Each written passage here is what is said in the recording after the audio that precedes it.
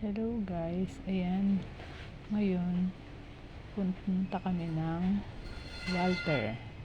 Gala-gala muna. Katapos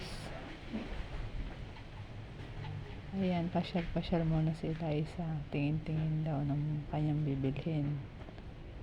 Gusto lang naman yan magpa-video. Ayan, pumunta na nga kami ng Abenson para maghanap ng Uratex foam para sa higaan ni Daddy.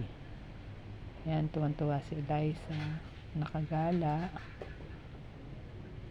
Excited na nga yung mag-ama.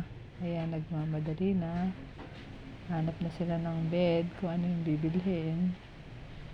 Excited yan. Ayan, ayan, nakapili na siya.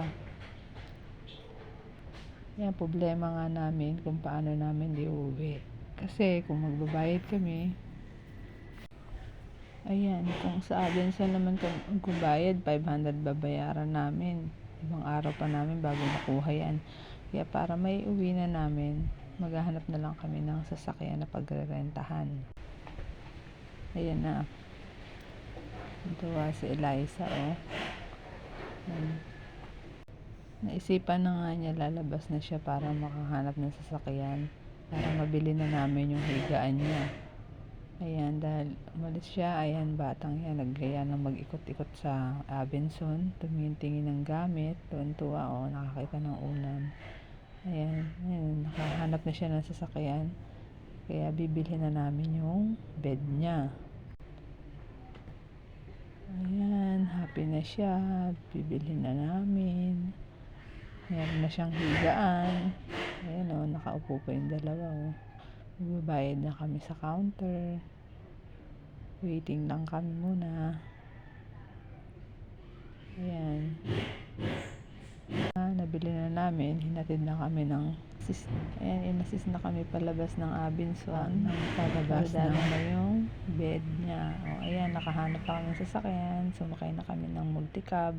Narentahan namin yan. Ayan, bago umalis ng Abenson, may picture-picture pa kami. Ayan. So, ayan nga, naisipan namin kumain sa McDo Perez para malapit. Pagyaya ang bata. Kaya pagbigyan na, paminsan-minsan lang naman. Enjoy naman siya. Ayan. Tuwang-tuwa. Katapos, ayan, pumunta kami ng Motolite. Hindi kami ng battery. Pag uwi namin, ayan, yung bed, hinigaan na. Enjoy siya, oh. Bili ng pagkain sa McDo, kumain. Ayan, sama-sama banding, paminsan-minsan, makagala din. Para ma-enjoy naman yung kinita sa kay Meta, yung second payout ko. Ayan, bumili na kami ng battery ni Blue. Nakapili na siya, kaya ayan, babayaran ko na. Yun lang.